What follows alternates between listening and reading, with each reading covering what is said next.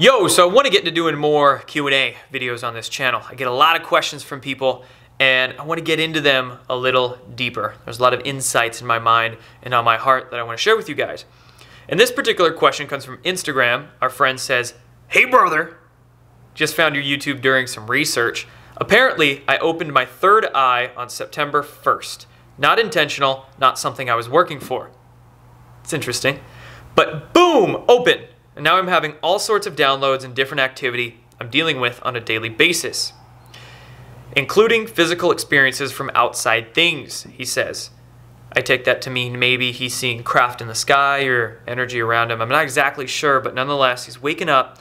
Do you have any book you would recommend or what I can do to be best prepared?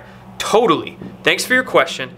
And funny enough, coincidentally, if coincidences exist, they don't exist, synchronistically, as I like to say, on Kindle, I'm reading this book right now. Let me pull it up and show you. It's called Cosmic Consciousness, A Study in the Evolution of the Human Mind by Richard Maurice Buck. Just sounded interesting one day, so I Kindled it, and I really like this book.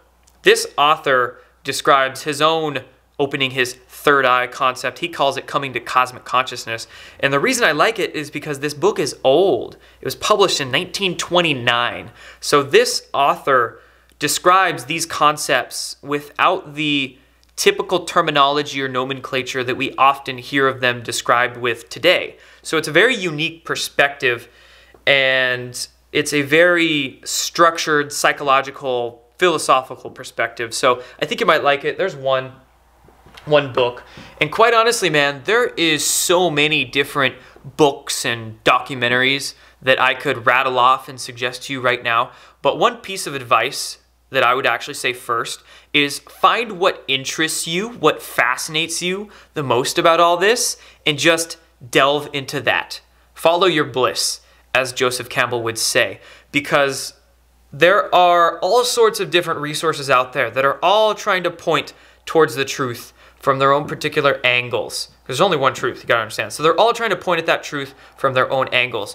And what has influenced and enlightened me the most might not be what influences or enlightens you the most or strikes your chords, if you see what I'm saying. So as you dig into this, as you start researching all this, just find what fascinates you and dig into that.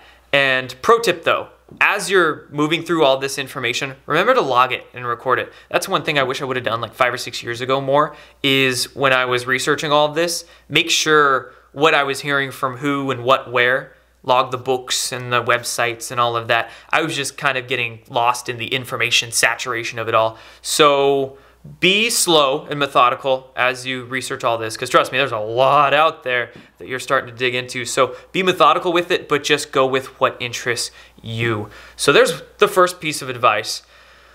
But the second part, you know, we've kind of been talking to this about knowledge acquisition, information acquisition, and there's only so much left braining you can do with all of this that the right brain kind of misses. And really what I'm saying here is experience.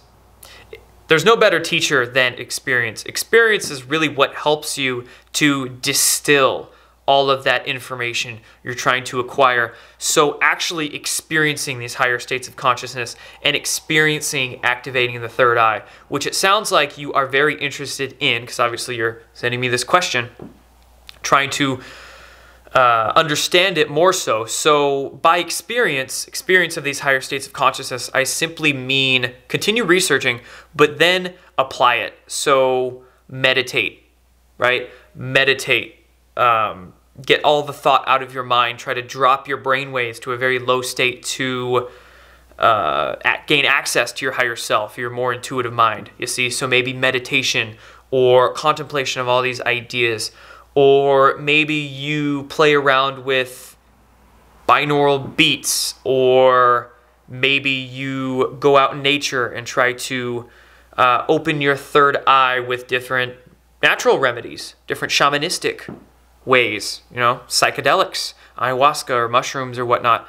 Of course, again, research all these things before you do them. Come to a full understanding of what you're getting yourself into with this new realm of existence you're opening yourself up to. You see what I'm saying? Just be very careful as you proceed through all of these things. Don't have anybody make you do psychedelics if you're not deeply ready for them, if you're not fully understanding of the situation you're getting yourself into.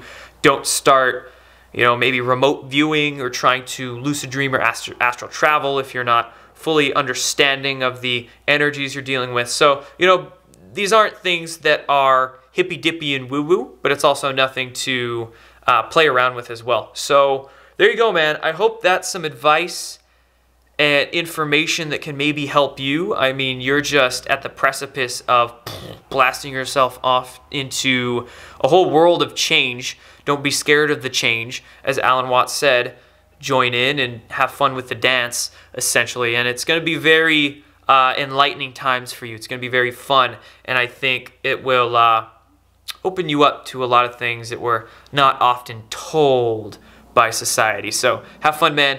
And I'll be talking to you guys soon. Peace.